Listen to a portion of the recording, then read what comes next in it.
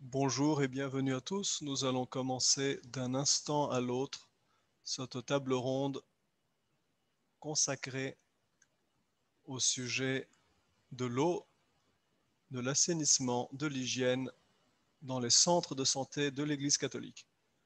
La table ronde est enregistrée de façon à pouvoir servir par la suite à d'autres communications sur ce sujet si délicat que le dicaster a voulu honorer déjà lundi dernier lors de la semaine Laudato Si. Précisément le 24 mai, lundi, 6e anniversaire de l'encyclique, une première table ronde ouverte par le cardinal Turkson a mis l'accent sur ce sujet délicat qui nous réunit aujourd'hui. Je vous dis à toutes et à tous bonjour et bienvenue depuis le dicaster pour le service du développement humain intégral. Je me nomme Tebaldo Vinci Guerra. Habituellement, je travaille sur les sujets ayant trait à l'eau. Et aujourd'hui, c'est cette question niche si délicate qui nous réunit. Ma gratitude à tous les conférenciers qui vont parler aujourd'hui. Presque tous sont déjà en ligne. Un autre nous rejoindra plus tard. Cette table ronde doit aussi nous permettre d'avoir un temps d'échange qui aura lieu plus tard dans la réunion. N'hésitez pas cependant à tout moment à poser vos questions ou à écrire des commentaires dans la fenêtre de chat qui devrait apparaître quelque part sur votre écran. Notre réunion durera à peu près 1 heure et ne se déroule qu'en langue française. Donc inutile de chercher un bouton pour des traductions, il n'y en a pas. Merci à l'équipe technique qui montera des vidéos. Merci à ceux qui ont enregistré ces témoignages. Merci en particulier à l'équipe de la Confédération Caritas et de l'initiative Global Water 2020 qui est avec nous aujourd'hui dans le séminaire et plus largement qui sont avec nous dans cette enquête qui sera présentée tout à l'heure. Sans prendre davantage de temps, j'ai le plaisir de passer la parole au président de la Fédération internationale des associations de médecins catholiques. Le docteur Bernard Ars nous parle depuis Bruxelles. C'est un médecin chirurgien spécialiste en otorhinolaryngologie, en chirurgie cervico-faciale, en réadaptation fonctionnelle et professionnelle des personnes handicapées. Depuis 3 ans, il donc pilote cette fédération internationale et c'est un honneur de l'avoir avec nous aujourd'hui. Docteur Ars, vous avez la parole et merci beaucoup. Merci. Bonjour à tous. Alors, privilégié par une eau abondante ici à Bruxelles, il y a un printemps très pluvieux, permettez-moi de vous remercier pour votre invitation à dire quelques mots et vous souhaiter la bienvenue à l'ouverture de cette table ronde organisée par le dicaster pour le service du développement humain intégral et consacrée à la situation WASH dans les établissements de santé de l'Église et surtout en zone pauvre. Je formule aussi le vœu d'un travail fructueux et concret. Au nom de la Fédération internationale des associations de médecins catholiques, je vous remercie pour votre attention que vous nous accordez à nous médecins dans cette problématique très sérieuse. C'est du point de vue médical l'eau qui est peut-être le plus important pour la santé, pour la vie. Notre corps physique est constitué de plus de 90% d'eau. Nous pouvons même survivre sans manger pendant quelques jours, mais nous ne pouvons pas le faire sans boire. Nous le constatons particulièrement dans les services pédiatriques, où les pathologies sont essentiellement infectieuses et où la déshydratation est le souci majeur de nos collègues. L'eau est indispensable pour hydrater les enfants, mais aussi pour, dans certaines circonstances, en dehors d'autres moyens, d'abaisser leur température par des bains tièdes.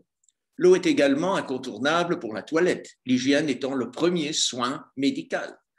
En la faisant bouillir, elle sert à la stérilisation des aliments, ainsi que des instruments et des textiles nécessaires à la vie quotidienne. Me rappelant certaines de mes missions en Afrique centrale et en Indochine, l'eau était apportée par conteneurs dans les dispensaires médicaux 1 à 2 fois par mois et étaient stockées dans des cuves au-dessus des bâtiments.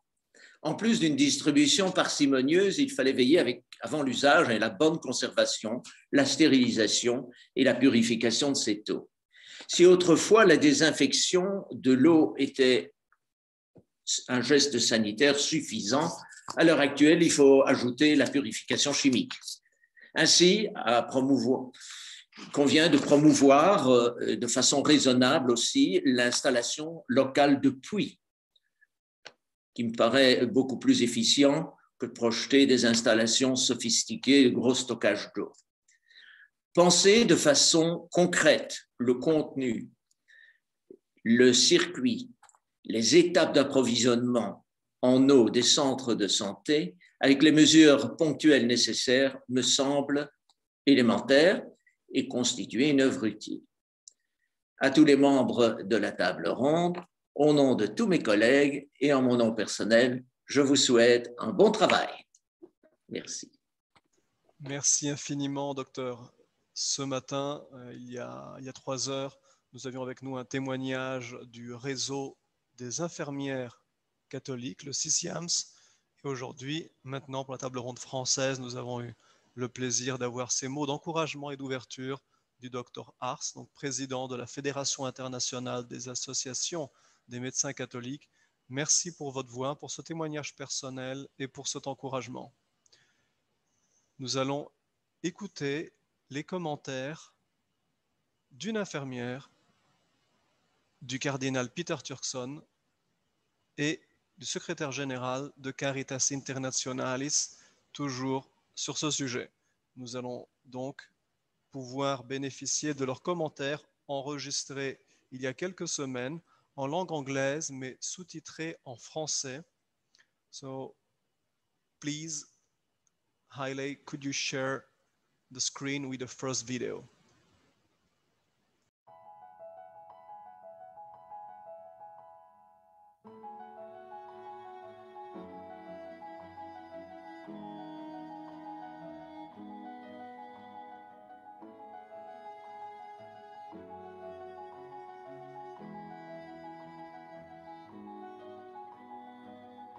Access to water and related hygiene and sanitation should be a cause that unites the whole human family as behind a universal priority. Nowhere is this need more critically felt than within a healthcare facility, especially in a labor unit and in a delivery chamber. None of us, my dear friends, will wish to receive health care in a hospital or a clinic without clean running water, without toilet facilities, and without soap or disinfectant. Yet, nearly 2 billion people worldwide have no choice but to receive health care under these badly compromised conditions.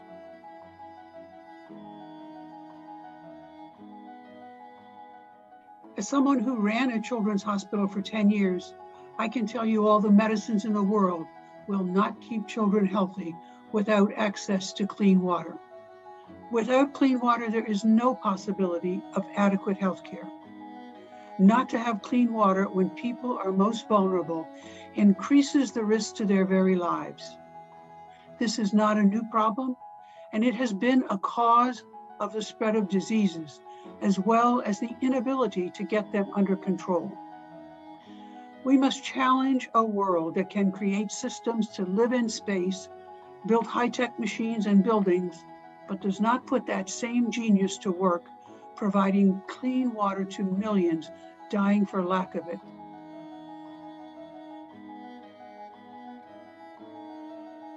Access to good health and hygiene depends on access to clean water. This is also among the most important lessons we have learned from COVID-19. Improved sanitation has significant impact not only on health, but also on social and economic development, more particularly in developing countries. We could also drastically reduce child malnourishment, and help alleviate physical and mental underdevelopment. Deliver resilient water and sanitation services and be part of the change needed to leave no one behind. We must not be patient, as the lives of children and families are threatened and consumed by the daily challenge to find clean water. Never mind that even in their healthcare facilities, they are not assured of clean water.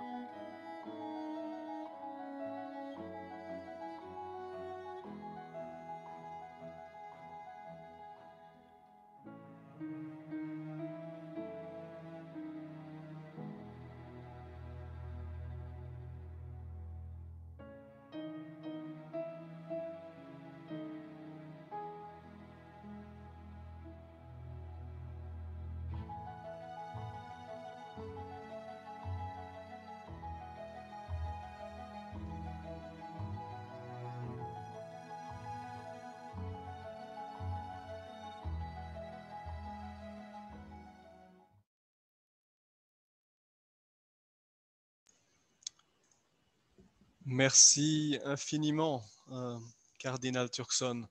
Merci, Monsieur John. Merci, Sœur Carol Keehan, la présidente du groupe de travail sur la santé de la commission COVID-19 du Vatican.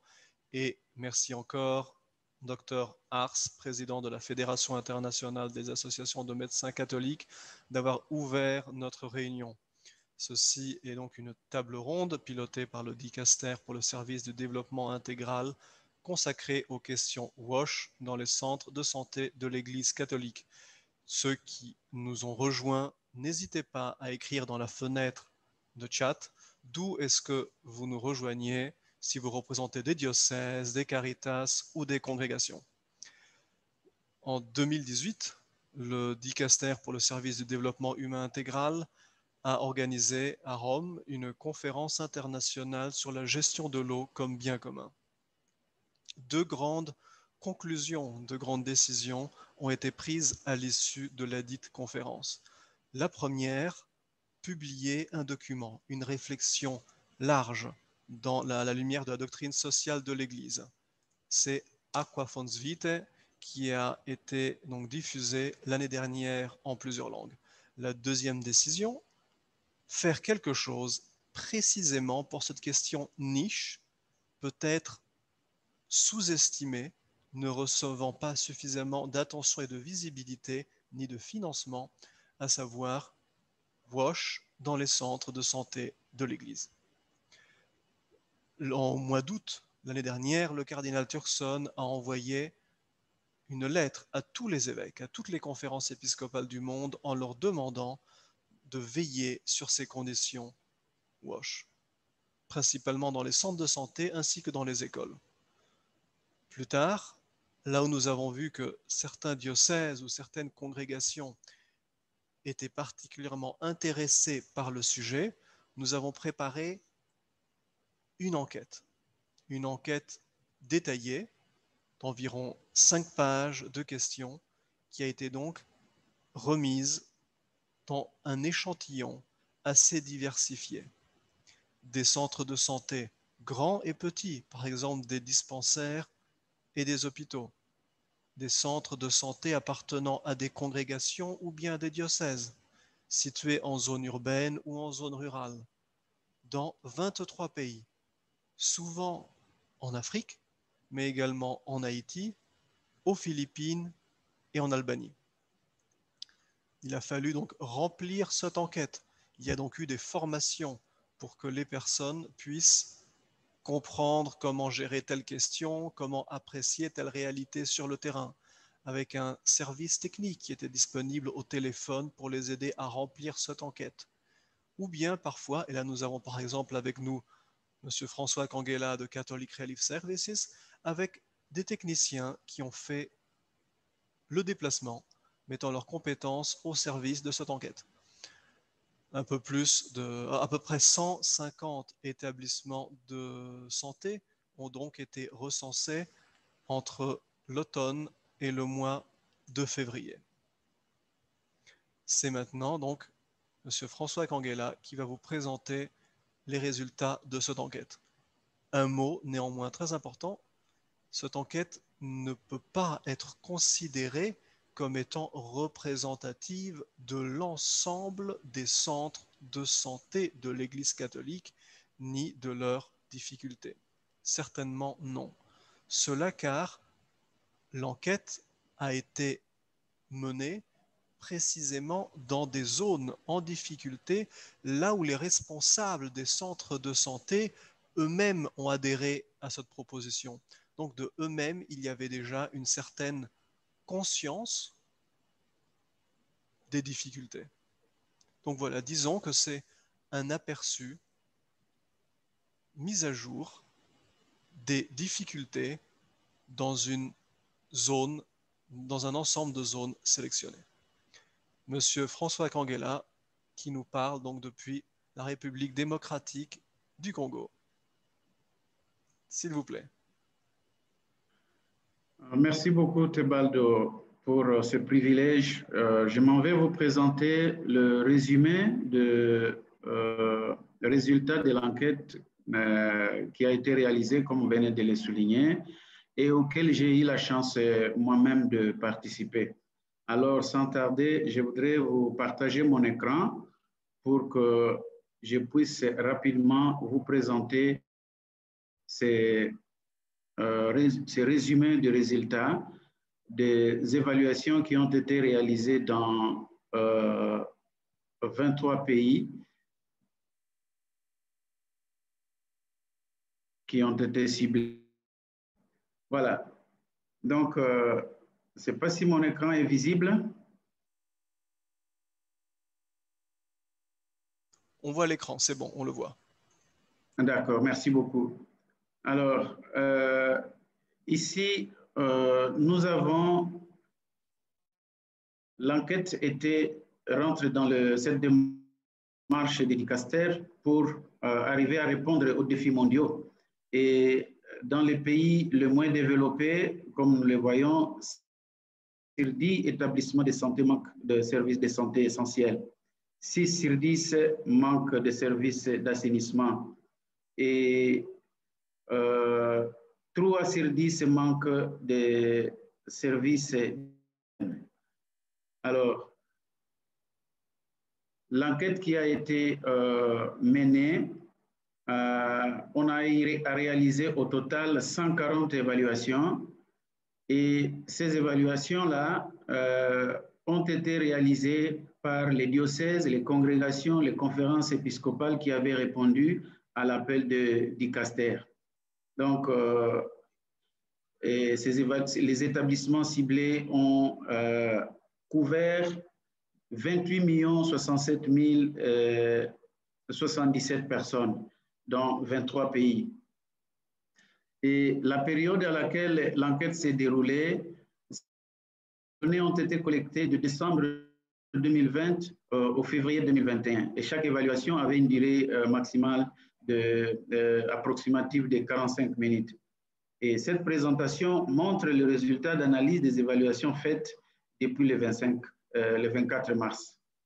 Alors ça, c'était les sites de l'enquête qui symbolisent les établissements de santé qui ont été visités. Comme je le disais au départ, au total, 23 pays ont été atteints et la liste de ces pays est là. Et comme vous voyez sur mon écran, cette enquête a ciblé les établissements qui sont dans des conditions difficiles dans au moins le continent. Donc, je vous épargne de la lecture de la liste, mais l'écran montre déjà qu'il n'y a que l'Océanie qui n'avait pas été atteint. Alors, quels sont les résultats que nous avons obtenus à l'issue de ces évaluations?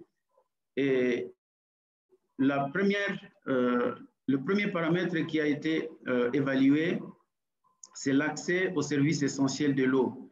Alors ici, nous avons pris la définition de cet indicateur qui a été validé par l'OMS à travers son programme GMP.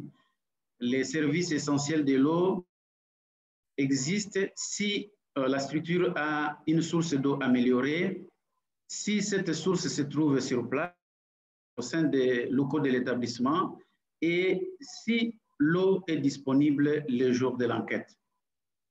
Alors, par rapport à cette définition, qu'est-ce que nous avons constaté après l'évaluation? 63% d'établissements de santé offrent les services essentiels de l'eau. Et par rapport à ça, quand on regarde les zones de couverture, 2,4 millions de personnes vivent dans une communauté là où un établissement de santé manque les services, disons, dispose des services essentiels de l'eau. Mais au contraire, 25,7 millions de personnes vivent dans une zone avec un établissement de santé qui manque les services essentiels de l'eau. Et nous avons aussi regardé là où l'eau était disponible au moment de l'enquête. Et le constat était que 15% d'établissements de santé avaient déclaré l'eau non disponible dans leur source d'approvisionnement principale. Et là, quand on passe, on regarde la zone de couverture, et on a constaté que 5,4 millions de personnes vivent dans une zone où l'établissement de santé a de l'eau disponible au moment de l'enquête. Par contre, 22,7 millions de personnes sont dans une zone où l'établissement de santé n'a pas d'eau disponible au moment de l'enquête. Et nous avons aussi regardé en termes de fiabilité la disponibilité de l'eau par semaine. Et nous avons constaté que dans l'ensemble des établissements visités, 37 établissements n'ont pas d'eau au moins une fois par semaine en moyenne. Et 60% de ces établissements ont des salles d'accouchement. 42 bébés naissent par mois en moyenne dans les établissements avec salle d'accouchement. Et 21 millions de personnes vivent dans les zones où les établissements de santé connaissent de fréquentes coupures ou pénuries d'eau. Et nous avons noté le témoignage de cette dame de Mali qui avait déclaré que l'eau est le problème principal dans notre centre de santé. Pour plus de 8 mois, l'eau a été indisponible dans ce centre de santé. Et l'hygiéniste se rend tous les matins au puits à plus de 500 mètres du centre pour aller chercher de l'eau avec des bidons. Ça, c'est le témoignage qui nous est venu du Mali. Nous avons aussi évalué les services essentiels d'hygiène. Et là, selon toujours l'OMS, les services essentiels d'hygiène existent dans un établissement de santé si on arrive à avoir des stations de lavage des mains avec eau courante, savon et ou gel désinfectant au point des soins. Et si l'eau et les savons avec ces stations de lavage des mains se trouvent à au moins 5 mètres des toilettes. Et les résultats que nous avons obtenus par rapport à ça sont aussi sans appel. 53% d'établissements de santé manquent les services essentiels d'hygiène. Et là, quand on a regardé les zones de couverture, nous avons trouvé que 5,3 millions de personnes dans les zones où l'établissement de santé offre les services essentiels d'hygiène, selon les normes de l'OMS. Mais par contre, 22,8 millions de personnes sont dans une zone avec un établissement de santé qui manque les services essentiels d'hygiène. Et ça, c'est un témoignage venu de la République démocratique du Congo. Les travailleurs de santé ne sont pas capables de se laver les mains systématiquement à cause de l'insuffisance de l'eau. Nous avons aussi évalué les services essentiels d'assainissement. Et selon l'OMS, qu'est-ce qu'on appelle service essentiel d'assainissement? C'est lorsque, quand vous vous retrouvez dans un établissement de santé, vous avez des toilettes qui sont dédiées aux patients, vous avez des toilettes qui sont accessibles aux personnes à mobilité réduite, vous avez des qui sont dédiées au personnel et vous avez au moins une toilette séparée par sexe Et dans cette séparation, la toilette qui est dédiée aux femmes devrait être équipée de matériel d'hygiène menstruelle. Alors, à l'issue des évaluations, nous avons, qu'est-ce que nous avons noté? 90% d'établissements de santé dans les pays ciblés manquent les services d'assainissement. Et quand nous avons regardé les zones de couverture, nous avons trouvé que seulement 416 000 personnes sont dans une zone où l'établissement de santé offre les services d'assainissement essentiels. Par contre, 27,6 millions de personnes sont dans des zones où les établissements de santé manquent les services d'assainissement essentiels. Et nous avons aussi regardé du côté maternité pour voir quels sont les établissements où les femmes enceintes doivent apporter de l'eau pour l'accouchement. Et les résultats nous ont montré que 15% dans l'ensemble des établissements qui ont été touchés par les évaluations, 15% de ces établissements-là, les femmes doivent apporter de l'eau à partir de chez elles.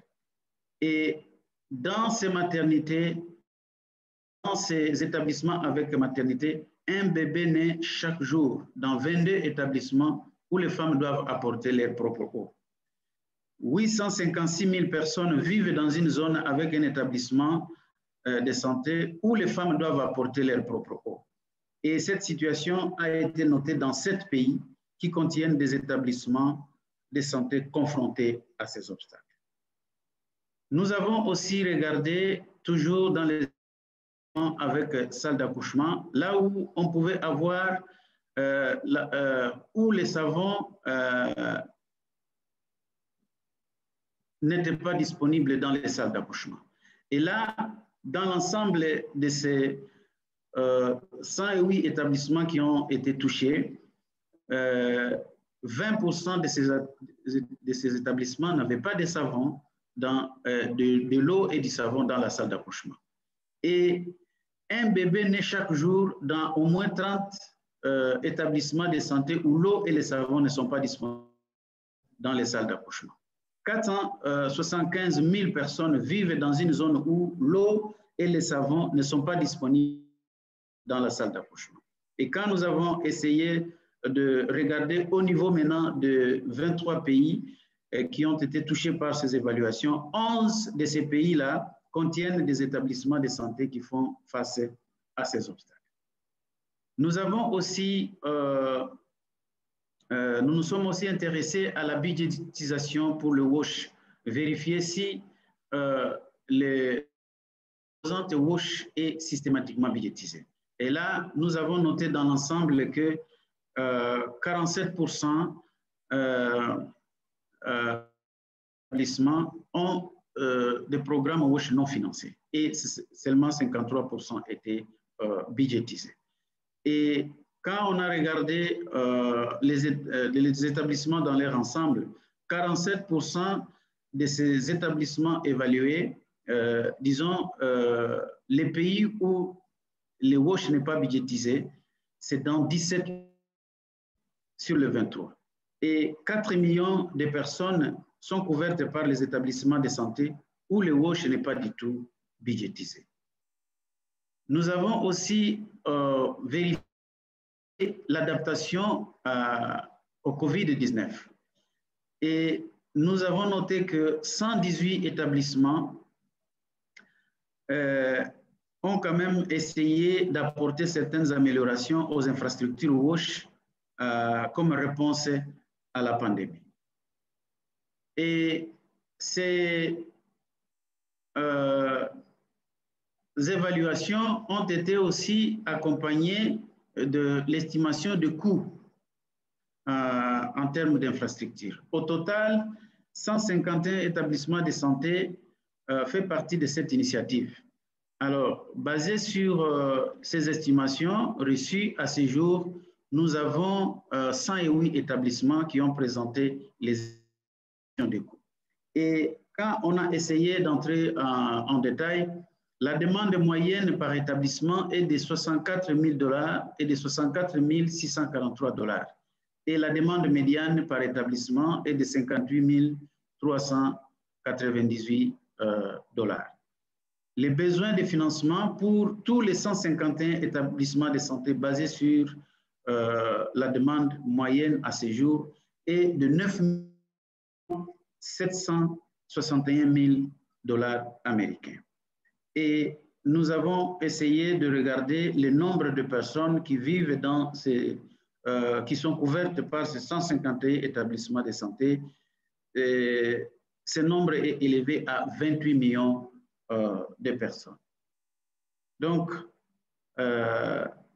c'est un peu ça, la couverture attendue dans ces 150 établissements de santé et de 28 millions de personnes.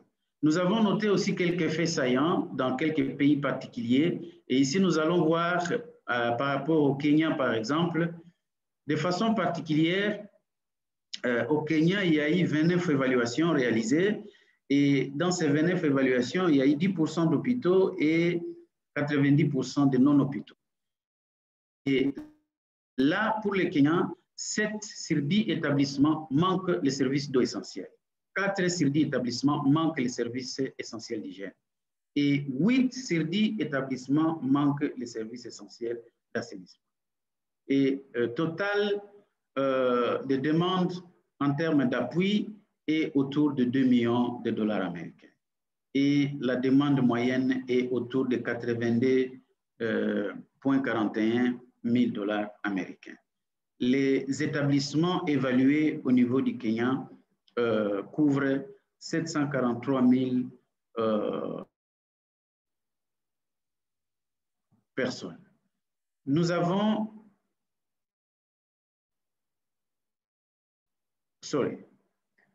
aussi regardé les Philippines. Au niveau des Philippines, il y a eu 16 évaluations réalisées, dont 6% d'hôpitaux et 94% de non-hôpitaux.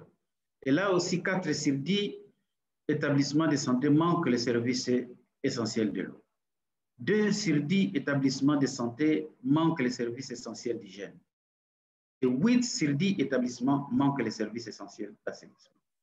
Et le total de la demande est autour de 360 000 $ américains. La demande moyenne est autour de 45 000 $. Les établissements évalués couvrent près de 2 millions de personnes. Nous avons aussi regardé les données de Haïti. En Haïti, on a évalué, il y a eu 10 évaluations réalisées, dont 10% d'hôpitaux et 90% de non-hôpitaux. Et là aussi, 4 sur 10 établissements de santé manquent les services de l'eau, essentiels de l'eau. 5 sur 10 établissements manquent les services essentiels d'hygiène et 10 sur 10 d'établissements de santé manquent des services essentiels d'assainissement. Ce qui est vraiment frappant. Et au total, la demande totale est autour de 34 000 $ américains. Et la demande moyenne est de 43,47 000 $ américains par établissement. Les établissements évalués couvrent près de 235 000 personnes. Merci.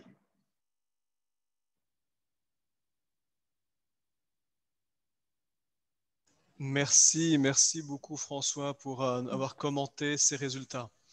Le Dicaster actuellement travaille avec plusieurs partenaires de façon à fournir une aide technique et à trouver également des financements pour les centres de santé qui ont été concernés par cette enquête. Le Dicaster n'ira pas promouvoir davantage d'enquêtes dans d'autres pays ou dans d'autres établissements de santé. Néanmoins, notre espoir, notre esprit, c'est celui d'arriver à créer une dynamique, à engager et à inspirer des partenariats, des collaborations. C'est pourquoi, prochainement, les outils, notamment le questionnaire et la grille d'évaluation du questionnaire, seront mis à disposition. Souvent, lorsque nous avons eu ces dialogues avec les établissements de santé, il n'y avait pas eu d'évaluation, même la simple évaluation des criticités WASH sur les 5 voire 10 dernières années. Donc, commencer par comprendre précisément quels sont les problèmes permet ensuite d'aller vers des bailleurs de fonds, vers des devis, vers des demandes d'aide, vers la solidarité et la responsabilité.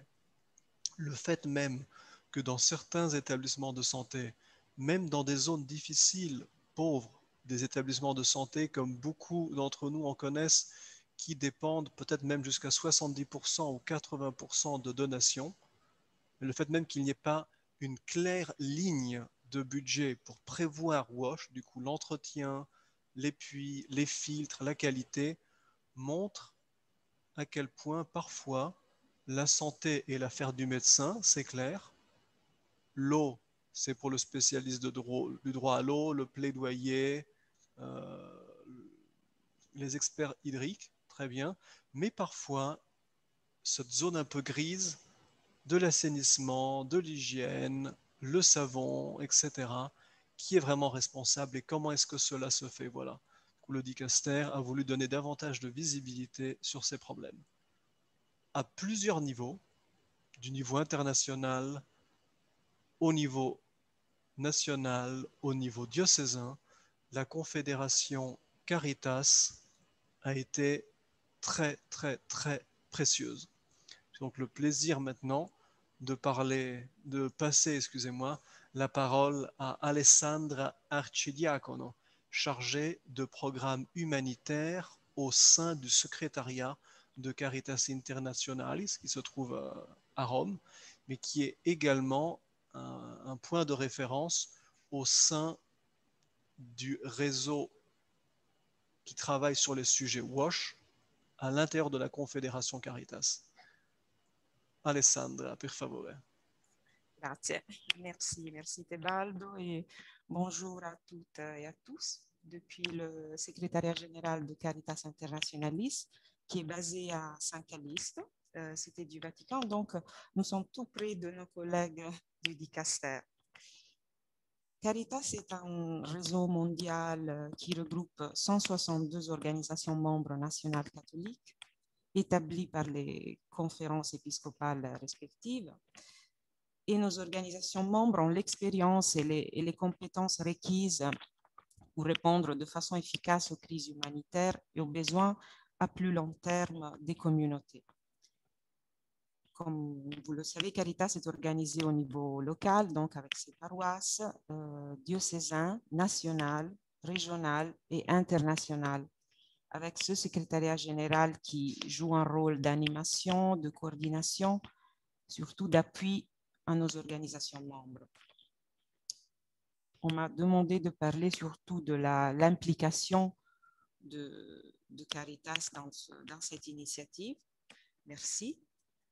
Disons que par l'intermédiaire de Caritas et d'autres organismes religieux, l'Église catholique est présente partout dans le monde où elle construit et gère des milliers d'établissements de santé, hôpitaux et dispensaires, ainsi que des maisons pour personnes âgées, malades chroniques et handicapés physiques ou mentaux.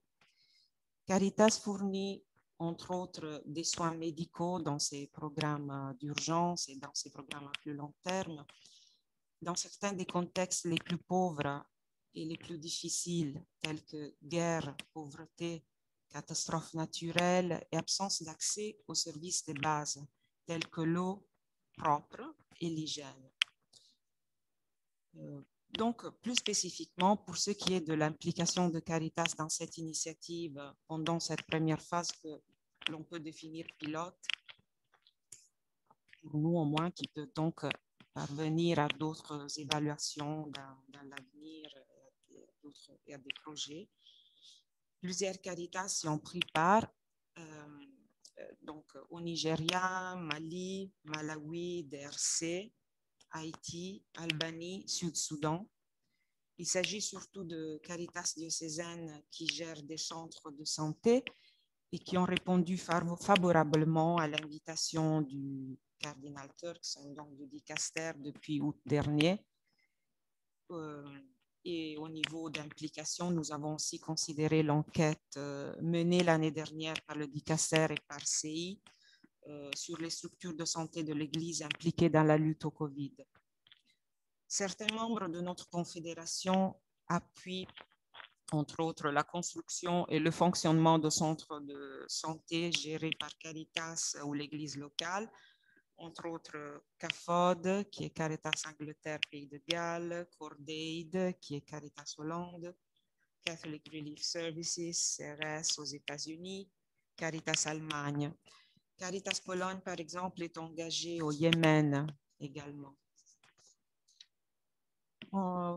Toujours pour ce qui est de l'implication à notre niveau, donc de la Confédération Caritas, le groupe de travail WASH de CI est composé d'experts en la matière en provenance d'organisations membres de la Confédération qui ont acquis davantage d'expérience dans ce secteur.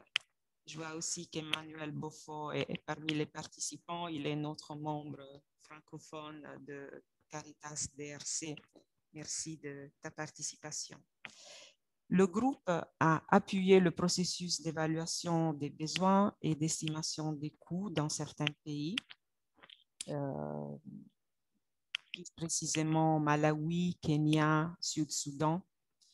Et le groupe est prêt à apporter un soutien technique pour l'élaboration et la mise en œuvre de projets auprès de Caritas qui reçoivent éventuellement des fonds pour l'amélioration des infrastructures WASH dans leurs structures de santé. Quant aux opportunités offertes par cette initiative, les Caritas impliquées ont entamé donc un processus d'évaluation que nous espérons pourra aboutir à de véritables projets financés et mis en œuvre au profit de millions de personnes, comme nous l'avons vu dans la présentation de François. Cette initiative représente une nouvelle forme de collaboration et de coordination entre CI et le Saint-Siège, notamment le dicaster pour le service du développement humain intégral. Après l'expérience de lutte contre Ebola en 2015-2016, la mise en place récente par CI et par le dicaster du Fonds de réponse au Covid-19, qui a appuyé 41 projets de Caritas impliqués dans la réponse à la pandémie, au moins la première phase de la réponse. En plus, la coordination s'est élargie à d'autres organisations telles que Global Water 2020 et nous remercions Global Water. L'initiative a abouti pour nous à l'élaboration d'outils importants pour le travail dans le domaine WASH santé au sein de la Confédération Caritas. Des outils d'évaluation de besoins, des recommandations pour des solutions mineures et majeures aux problèmes identifiés. Et donc, nous allons tenir compte de ces outils aussi pour notre travail à l'avenir. Comme je disais, le groupe de travail WASH a pu apporter sa contribution et explorer cette thématique qui établit un fort lien entre l'urgence et le développement pour la résilience des communautés, ce qui correspond aux objectifs stratégiques de Caritas Internationalis. Et le groupe de travail, en effet, avait été créé pour offrir surtout un appui technique aux Caritas, mais lors d'urgences majeures. Et comme cela était le cas au Bangladesh, en Inde, en Indonésie, en Ukraine. Et l'idée maintenant d'élargir son action, parce qu'en effet, en réalité, les besoins humanitaires, et en particulier dans ce domaine de WASH, ne peuvent pas être couverts seulement par la réponse humanitaire, mais ils demandent des interventions coordonnée d'urgence, de résilience et de développement, et par conséquent une réponse coordonnée de l'État, des acteurs humanitaires et de développement. Et cela a naturellement des implications en termes d'allocation de fonds qui devront être plus flexibles et plus à long terme. Pour ce qui est de l'implication de la Confédération Caritas dans la mise en œuvre des projets, la Confédération Caritas est enracinée dans le terrain, travaille avec et pour les communautés qui nécessitent un appui urgent ou à plus long terme et dispose d'outils, de personnes ressources, de personnel sur place, de procédures de gestion aptes à garantir le respect des normes minimales et les standards essentiels auxquels il faut se conformer à tous les niveaux. Merci de votre attention. Je suis disponible pour toute question ou approfondissement. Merci. Merci infiniment, Alessandra, pour avoir insisté également sur la dimension des outils. Voilà, comment les outils qui facilitent l'efficacité, mais aussi la collaboration entre différentes caritas, différents acteurs, et également l'importance de la gestion de la transparence. Hier a été présentée lors d'une conférence de presse une plateforme d'action qui sera consacrée à l'encyclique Laudato Si. Je viens de vous partager le lien Internet. Parmi les actions qui seront proposées, certaines concerneront WASH précisément, et parmi les groupes d'acteurs qui sont invités à se joindre à cette initiative et donc à créer un compte dans cette plateforme, il y aura donc les établissements de santé de l'Église pour comprendre comment est-ce qu'ils peuvent davantage vivre WASH, vivre Laudato Si. Y a-t-il des questions ou des commentaires? J'en profite pour saluer encore une fois tous ceux qui ont participé, les conférenciers, mais également ceux qui représentent parmi nous l'ambassade de France près le Saint-Siège, le secrétariat de Caritas Internationalis, Global Water 2020, l'Église en République démocratique du Congo, et nous avons avec nous également des représentants des Spiritains. Avons-nous des questions ou des commentaires que vous voudriez écrire dans la chat? Est-ce que certains des conférenciers ayant déjà pris la parole souhaiteraient ajouter brièvement un mot, une précision, un commentaire suite à ce qui a déjà été évoqué et présenté? Alors le temps peut-être que certaines idées mûrissent. Nous allons passer à notre deuxième bref témoignage qui nous arrive encore de la République démocratique du Congo. C'est donc une sœur, c'est, excusez-moi, une infirmière Anne-Marie, responsable d'un dispensaire dans le diocèse de Bujala. So, please, Haile or Lindsay, can you please broadcast now her witness? Voilà, donc l'infirmière Anne-Marie. Moi, c'est Mbouloutia Paya Anne-Marie, infirmière responsable des postes de santé Tondoma, dédié à Monseigneur Boulangui et Gwanga. Les centres de santé existent il y a 20 ans. Nous avons les problèmes de l'eau. Nous n'avons pas notre propre source d'eau. On part chercher de l'eau plus ou moins de 500 mètres. C'est pourquoi dans les structures, nous avons les difficultés de lavage de matériel, lavage de locaux, lavage des habits, lavage des mains. Mais pendant ce corona, avec notre propre moyen à bord, nous avions essayé de chercher les lave-mains pour que nous pratiquions un peu le lavage des mains régulièrement. Pour le problème de WC, nous avons les problèmes de WC car nous n'avons pas de WC selon les normes. Toujours des difficultés. Nous n'avons pas aussi les trous de placenta pour gérer les déchets après l'accouchement. Nous remercions le diocèse et à travers Caritas pour l'effort fourni afin de nous chercher de personnes de bonne volonté pour nous aider à réussir notre vie en ce qui concerne l'assainissement et eau.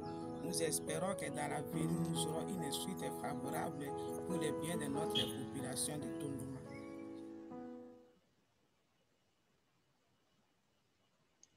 Merci beaucoup, infirmière Anne-Marie, pour ce témoignage. Le Dicaster et ses partenaires travaillent pour qu'il y ait en effet une suite dans ce projet. Je ne vois toujours pas de questions, sauf erreur de ma part ou de commentaires. Je rappelle néanmoins que le Dicaster est à disposition pour tout suivi sur ces questions-là, que prochainement donc, les outils d'évaluation seront partagés et que les établissements de santé ont déjà reçu une liste synthétique, mais de bailleurs de fonds auxquels ils peuvent eux-mêmes s'adresser pour les nécessités les plus petites. Là, il est important d'être en mesure d'estimer ses besoins et de monter ce genre de dossier. Pour les devis les plus importants, les plus grands, là, le Dicaster participe avec certains bailleurs de fonds plus importants pour essayer d'avoir une aide consistante. Je remercie beaucoup l'ambassade de France près le Saint-Siège pour cette question. Certains États ont entamé une coopération, ou non pas une coopération, mais un dialogue avec ce Dicaster et ou avec Caritas Internationalis de façon très concrète. Du coup, selon certains pays, par exemple, qui intéressent particulièrement la coopération de tel ou tel État, ou bien selon des sujets. Par exemple, voilà un État en particulier qui souhaite travailler sur les questions d'éducation au WASH, du coup des procédures, des manuels, des documents. Du coup, voilà, s'il y a un intérêt, n'hésitez pas à revenir vers moi et avec joie, nous pourrions discerner ce qu'il est possible de faire, ce qui est pertinent pour les intérêts des uns et des autres pour avancer sur ces dossiers si importants. J'introduis vraiment la dernière chance pour des commentaires du docteur Bernard Ars qui est encore avec nous, ou de François Canguela ou d'Alessandre Archidiacono avant de passer la parole à un de mes collègues. Si l'un d'entre vous veut rajouter quelque chose, n'hésitez pas. Alors, encore une fois, merci beaucoup à tous nos conférenciers. Le père Moïse Dembélé est un collègue, il est avec nous au Dicaster. Il s'occupe principalement des questions de santé et est très actif dans une kyrielle, un enchaînement d'écoute, de dialogue avec l'Église locale, notamment avec les évêques et leurs assistants aux premières lignes de la réponse face aux défis posés par le Covid. Donc le Père Moïse nous accompagnera pour une dernière méditation et une bénédiction finale. Mon Père, per favore. Votre microphone.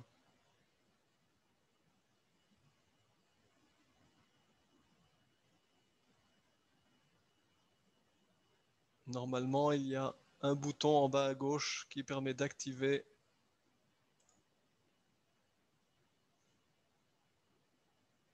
C'est bon.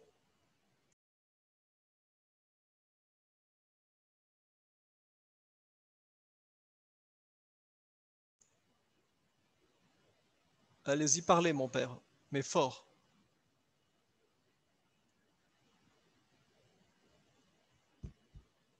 On n'entend pas. Quel suspense.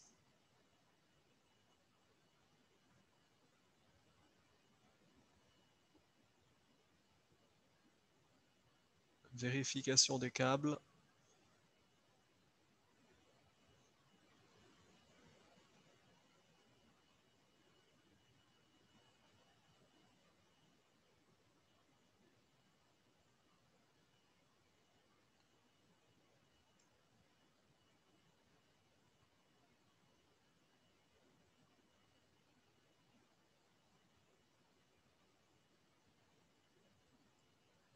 Toujours rien. Nous sommes navrés de cet imprévu technique.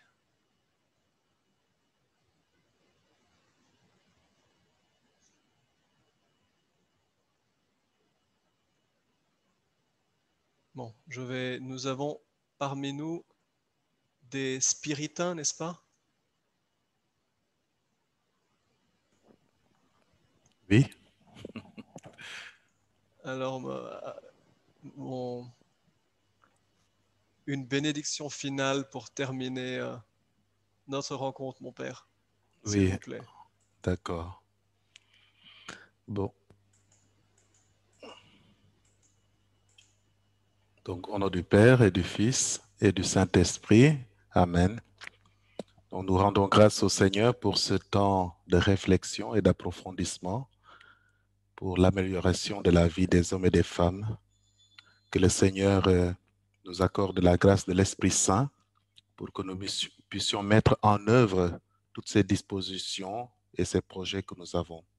Et qu'il nous bénisse au nom du Père et du Fils et du Saint-Esprit. Amen. Merci infiniment, Père Zacharie. Je Merci. remercie également donc le docteur Bernard Ars, Lindsay Daney et Haile Scram de l'équipe de Global Water 2020. Les enregistrements de Sir Carol Keehan, du cardinal Peter Turkson, de Aloysius John, de l'infirmière Anne-Marie qui nous a présenté la situation dans son dispensaire. Merci François Canguela, merci Alessandra Cidiacono pour avoir partagé la vision de Caritas. C'est avec reconnaissance que je vous remercie vraiment pour le moment partagé sur ces sujets.